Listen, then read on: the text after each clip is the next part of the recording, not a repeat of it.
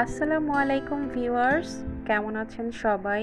চলে আসলাম নতুন একটি ভিডিও নিয়ে। আজকে করে দেখাবো কাতলা মাছের মাথা দিয়ে মুড়ি ঘন্ট।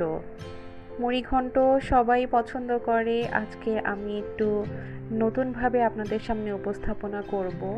প্রথমে এখানে দুটো কাতলা মাছের মাথা নিয়েছি।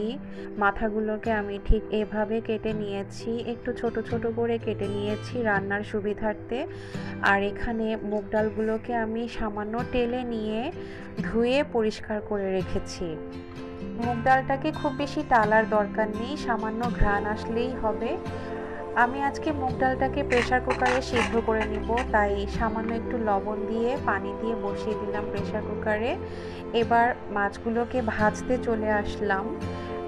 একটু লবণ আর আধা চা চামচের মতো হলুদ গুঁড়ো দিয়ে আমি মাছের মাথাগুলোকে সুন্দর করে মেখে তারপর ভেজে নিব। এখান দিয়ে প্রেসার কুকারে দেখে নিচ্ছি এটা প্রায় 3 থেকে 4টা শীষ আসলেই হবে, খুব বেশি সিদ্ধ করে গলিয়ে ফেলার দরকার নেই। এবার একটা কড়াইতে তেল গরম করে সেখানে মাছের মাথাগুলো দিয়ে দিচ্ছি। মাছের মাথাগুলোকে আমি একটু কড়া করে ভেজে নিব।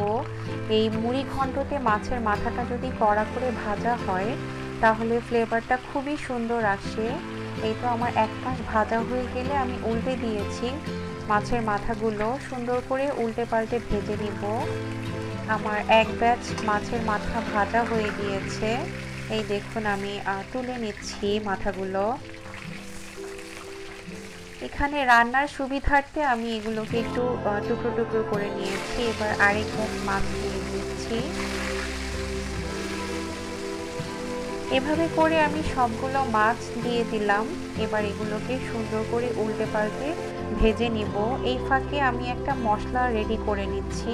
এইখানে দিয়েছি 1 চা চামচ পরিমাণ আদা বাটা, 1 চা চামচ পরিমাণ রসুন বাটা, আধা চা চামচ হলুদ গুঁড়ো, 1 চা চামচ পরিমাণ মরিচ গুঁড়ো আর 1 চা চামচ পরিমাণ জিরার গুঁড়ো দিয়ে সামান্য একটু পানি দিয়ে মিক্স করে একটা সাইডে রেখে দিব। এতে করে হবে কি, আমি যখন রান্নাটা করব তখন আমার প্রত্যেকটা মশলা আলাদা আলাদা করে দেওয়ার প্রয়োজন হবে না, একবারে মিক্স করা মশলাটা দিয়ে দিলেই হবে।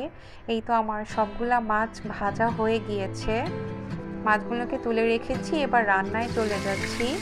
এখানে আমি সেই মাছ ভাজার তেলেই দিয়ে দিলাম দারচিনি, এলাচ আর তেজপাতা, আরও দিয়েছি 3-4টা পরিমাণ লবঙ্গ। এবার হাফ কাপ পরিমাণ পেঁয়াজ কুচি দিয়ে আমি এগুলোকে একটু গোল্ডেন ব্রাউন করে ভেজে নেব।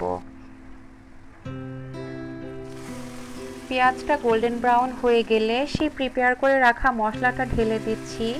এই মশলাটাকে এখন আমি সামান্য একটু পানি দিয়ে সুন্দর করে কষিয়ে নিব।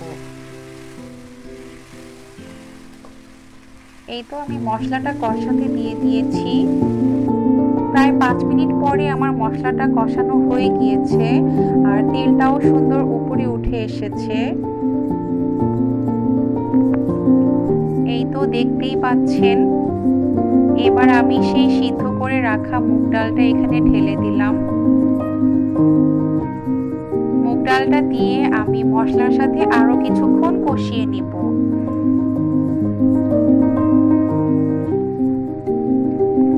যেহেতু মুগ ডালটা আগে থেকেই সিদ্ধ করে নিয়েছি, তাই এখানে খুব বেশি সময় ধরে রান্না করার প্রয়োজন নেই।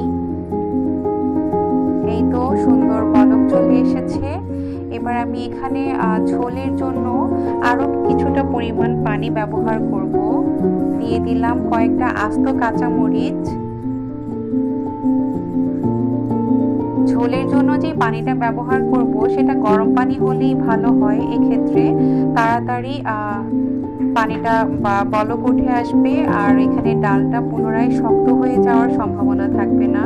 এই তো দেখুন আমার ঝোলে বলক চলে এসেছে। এবার আমি সেই আগে থেকে ভেজে রাখা মাছের মাথাগুলো দিয়ে দিচ্ছি।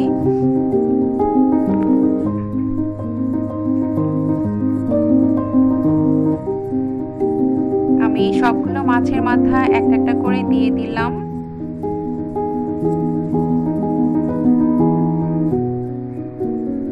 দিয়ে সামান্য নাড়াচাড়া করে দিচ্ছি।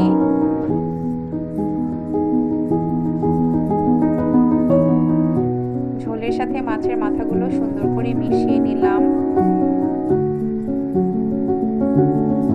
এই তো দেখতেই পাচ্ছেন। এবার শেষ পর্যায়ে কিছুটা গরম মশলা পাউডার ব্যবহার করব। গরম মশলাটা আমি ঘরে তৈরি করেছিলাম। এই গরম মশলাটা দিয়ে আমি আরো কিছুক্ষণ নেড়েচেড়ে নিচ্ছি। এই তো দেখুন ডালটা একদম শক্ত নেই, আবার একেবারে গলেও যায়নি, সুন্দর একটা টেক্সচারে চলে এসেছে। এবার আমি ঢেকে দিব। এবারে চলে যাচ্ছি পরিবেশনে। আমার রান্না একদম কমপ্লিট। এই তো দেখতেই পাচ্ছেন, খুব সুন্দর আর অনেক মজা হয়েছিল খেতে। বাসায় অবশ্যই ট্রাই করবেন আর আমাকে কমেন্ট করে জানাতে ভুলবেন না। ভালো লাগলে একটা লাইক করবেন, আমার চ্যানেলটিকে অবশ্যই সাবস্ক্রাইব করবেন। আল্লাহ হাফেজ। Thanks for watching.